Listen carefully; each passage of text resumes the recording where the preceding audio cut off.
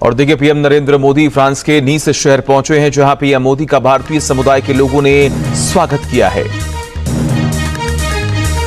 बड़ी संख्या में भारतीय समुदाय के लोग वहां मौजूद रहे। पीएम मोदी ने बच्चे, महिलाएं और वहां मौजूद लोगों से हाथ मिलाया और उनका अभिवादन भी स्वीकार किया। सामान्य लोग मौजूद हैं, उसमें वहां फ्रांस के जो higher education, research and space minister हैं, उनकी मौजूदगी है। इसके अलावा वहां पर secretary general of Alps maritime prefecture, sub prefect भी हैं। इसके अलावा जो भारत में फ्रांस के एम्बेसडर हैं, उनकी भी मौजूदगी वहां पर है। तो prime minister Modi is going for G7 summit and फिर बायलैटरल मीटिंग्स भी होंगे। The visit starts from today और 13 से 18 तारीख तक का है। इसमें ऑब्वियसली G7 समिट इस बार फ्रांस में ही हो रहा है। प्राइम मिनिस्टर मोदी की इस वक्त की गवर्नमेंट को कि वो तो एक बार फिर जाहिर है कि इलेक्शंस भी जीत गए हैं और बाकी कई कंट्रीज के साथ, जिसमें के ऑस्ट्रेलिया भी है और कई दूसरी कंट्रीज के साथ दोबारा से कनाडा वगैरह के साथ मिलकर काम करने की तरफ भी जा रहे हैं। बल्कि आपने भी एक वीडियो उसके ऊपर बनाई है। We are here to meet world's greatest leader Narendra Modi sir, and it's like a dream to come true to meet and greet him personally. And we are also from Gandhinagar, Gujarat, from where Modi ji belongs to. एक partnership के हवाले से बहुत सारी बातें हैं और ये बातें भी हो रही हैं कि जी मैक्रां के साथ बड़ी एक जिसे कहते हैं कि केमिस्ट्री बड़ी मिलती है। वैसे तो मोहम्मद बिन सलमान के साथ भी मिलती है, शेख ज़ायद अल नहयान साहब के साथ भी मिलती है, वो इटालियन प्राइम मिनिस्टर जो है उनके साथ भी मोदी जी की बड़ी केमिस्ट्री मिलती है। So he is going there and अगर आप पैटर्न देखें कि रफाल डील जब अनाउंस हुआ था लास्ट टाइम, वो भी it was during a visit of prime minister Modi to France somewhere in 2015 और 16। जय हिंद दोस्तों, much awaited visit PM Narendra Modi ji का फ्रांस और स्लोवाकिया के लिए, स्लोवेनिया या स्लोवाकिया, कंफ्यूज हो रहा हूँ। तो पहला वो पहुंच चुके हैं फ्रांस, और फ्रांस में उनकी बहुत ज़बरदस्त वेलकम की तस्वीरें निकल के सामने आ रही हैं। और एयरपोर्ट से ही जो सांस्कृतिक कार्यक्रम है भारत के, वो सारी चीज़ों का प्रदर्शन किया गया। हज़ारों की संख्या में एनआरआईज जो फ्रांस में रहते हैं, वो जो है स्वागत करने के लिए। और दोस्तों, पीएम नरेंद्र मोदी जी उन लीडर्स में से हैं जिनको देखने, जिनको वेलकम करने हज़ारों की तादाद में आते हैं। बाकी और किसी के मैंने इतने पीएम वगैरह देखे, ज़बरदस्ती भीड़ इकट्ठा की जाती है 150 की कैमरे में लुक बन जाए। यहाँ तो बच्चे बूढ़े सब लोग आते हैं पीएम नरेंद्र मोदी जी से इंटरेक्शन करने, और पीएम नरेंद्र मोदी जी भी उनका जम के अभिवादन करते हैं, उनका धन्यवाद देते हैं। मैक्रोन के साथ वो इनोग्रेट करने वाले हैं एक भारत इनोवेटिव इनिशिएटिव करके कुछ है, टेक्नोलॉजी के रिलेटेड भारत और फ्रांस का कोलैबोरेशन है। ये सारी चीज़ें हैं और G7 की भी वहाँ पे थोड़ी सी चीज़ें होने वाली हैं। और साथ ही साथ जो मेन दौरा है, ये सारी चीज़ें तो साइड में है, ये मेन दौरा है सोर्स कोड को लेकर। इधर मैक्रान आते हैं, भारत सोर्स कोड को लेकर बातें तय करते हैं। उधर जाके उधर जो ट्रिब्यून है, एक्सप्रेस ट्रिब्यून फ्रांस की पत्रिका, वो कहती है कि भाई हम ब्यूटी सेल कर रहे हैं, ब्रेन नहीं सेल कर रहे हैं, selling a beauty not brain. तो उन्होंने कहा कि जी हम फ्रांस की टेक्नोलॉजी को भारत को नहीं शेयर करेंगे। तो फिर ये क्या मतलब है? एक तरफ इनका जो लीडर है वो डील करके जा रहा है, दूसरी तरफ मीडिया ऐसे बोलेगी, तो ट्रस्ट कैसे बिल्ड होगा? तो वो सारी चीज़ें क्लियर करने जा रहे हैं मोदी जी, और पहुँचे हुए हैं वहाँ। बनता है भारत और इनका तो ठीक है, नहीं बनता तो हम Su-57 लेंगे भाई। Su-57 रूस हमारे देश में बनाने के लिए तैयार है, टेक्नोलॉजी तो देगा ही देगा। तो और क्या चाहिए हमें? इतना थोड़ी हाथ पैर जोड़ने हैं फ्रांस के। प्रधानमंत्री नरेंद्र मोदी फ्रांस के दौरे पर पहुंच चुके हैं, जहां पर 19 में G7 देशों के सम्मेलन समेत कई अहम बैठक करेंगे। प्रधानमंत्री मोदी ने भारतीय समुदाय के लोगों से मुलाकात की। पीएम मोदी के लोगों ने भी गर्मजोशी के साथ स्वागत किया। प्राइम मिनिस्टर मोदी की इस वक्त की गवर्नमेंट को कि वो तो एक बार फिर जाहिर है कि इलेक्शंस भी जीत गए हैं और बाकी कई कंट्रीज के साथ, जिसमें के ऑस्ट्रेलिया भी है और कई दूसरी कंट्रीज के साथ दोबारा से कनाडा वगैरह के साथ मिलकर काम करने की तरफ भी जा रहे हैं। बल्कि आपने भी एक वीडियो उसके ऊपर बनाई है, if I am not wrong.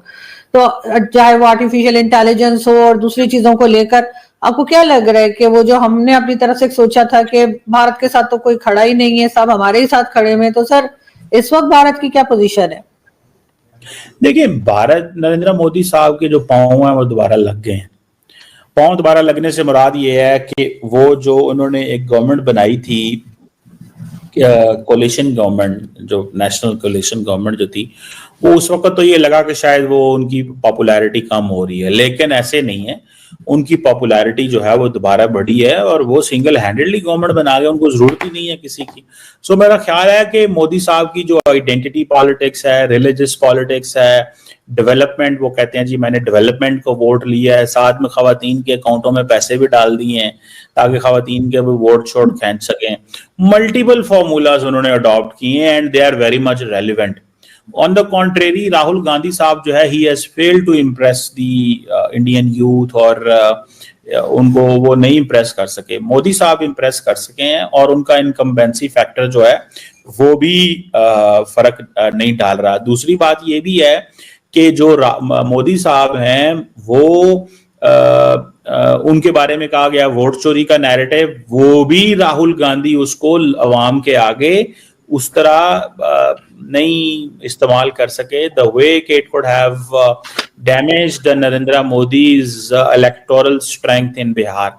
So that makes the case के the situation is where Narendra Modi's electoral position is safe and secure, and जो बाकी अगले इलेक्शंस हो रहे हैं आइंदा आने वाले दिनों में जो डिफरेंट स्टेट्स में, उसमें साउथ में तो शायद मोदी साहब उस तरह ना कर सकें, लेकिन बाकी जो वेस्ट बंगाल और आंध्र प्रदेश और इधर उधर हैं, मेरा ख्याल है वो अपना मार्का मार जाएंगे।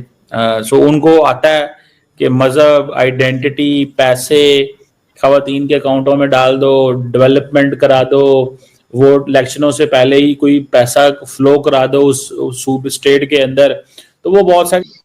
तो prime minister Modi is going for G7 summit and फिर बायलैटरल मीटिंग्स भी होंगे। The visit starts from today और 13 से 18 तारीख तक का है। इसमें ऑब्वियसली G7 समिट इस बार फ्रांस में ही हो रहा है most probably, so he is going there. And अगर आप पैटर्न देखें कि रफाल डील जब अनाउंस हुआ था लास्ट टाइम, वो भी it was during a visit of prime minister Modi to France somewhere in 2015 और 16। फिर उसके बाद probably it took around 1 year more, the final deal was concluded in terms of cabinet approval and signing of the deal. तो I will not be surprise अगर कोई announcement होता है। Announcement का मतलब ये नहीं होता है कि डील हो गया है, वो कॉन्ट्रैक्ट नेगोशिएशंस उसके बाद भी चलता रहता है। It might take 7 to 8 months, 1 year हो सकता है। बट वी नो दैट कोई एक क्या कहते हैं, कोई एक लेटर ऑफ रिक्वेस्ट या whatever it is, it has already been sent for request for proposal to France for the Rafale deal. देखिए इसमें इंडिया का रिक्वायरमेंट क्या था। India wanted the interface control document, ICD जिसको कहते हैं। इंटरफेस कंट्रोल डॉक्यूमेंट का मतलब होता है वो डिजिटल इंफ्रास्ट्रक्चर जिससे एक कोई भी प्लेटफॉर्म होता है। अगर क्योंकि हम फाइटर जेट्स की बात कर रहे हैं तो एक फाइटर जेट की जो एवियोनिक्स है, जो उनके रेडार्स है, जो उनके इलेक्ट्रॉनिक वॉरफेयर सिस्टम्स है, how they communicate, how they interoperate, how they exchange data. So weapons, electronic warfare, avionics and radars. तो वो डिजिटल इंफ्रास्ट्रक्चर को बेसिकली इंटरफेस कंट्रोल डॉक्यूमेंट कहा जाता है, and that is very different from the primary source code. Primary source code is basically the core design, core subsystems को जो control करता है। तो what India wanted was access to the ICD, not the primary source code. क्योंकि India को कोई reverse engineering करना नहीं है, ना कोई इंडिया को वो सब करना है। India is very well known for that कि हम लोग वो करते नहीं। But what was India's problem in with the previous deals कि हर बार कोई आपको अपग्रेड करना होगा तो आपके अलग फिर से जो ओरिजिनल इक्विपमेंट मैन्युफैक्चरर है, OEM in this case is Dassault, तो उसके पास जाना होगा। हर बार कोई वेपन्स इंटीग्रेट करना है तो ये करना होगा। Then that was a problem. And also India wanted कि जो इंडिया बेसिकली करता है विद रशियन प्लेन्स के साथ भी किया है कि I am flying your platform but let me integrate my own weapon systems into it. अगर मैं 40-42 बिलियन डॉलर का डील कर रहा हूँ, I should not be at your mercy कि मुझे सिर्फ आप ही का वेपन्स उसमें इंटीग्रेट करना है। तो देखिए, जब आप इस तरह के डिमांड रखेंगे, थोड़ा नेगोशिएशंस में बातें होती है, और उस टाइम मीडिया भी अपने तरह से कहानी बनाती है कि फ्रांस हैज नॉट एग्रीड ये सब। थोड़ा रेजिस्टेंस तो उनकी तरफ से आएगा, क्योंकि कोई भी क्या होता है कि कोई भी कंपनी अगर सामान बेच रहा है तो उनके जो पूरा एक वेंडर आर्किटेक्चर है वो सब उसमें इन्वॉल्व होते हैं, चाहे वो एवियोनिक्स वाले हो, चाहे वो इलेक्ट्रॉनिक वॉरफेयर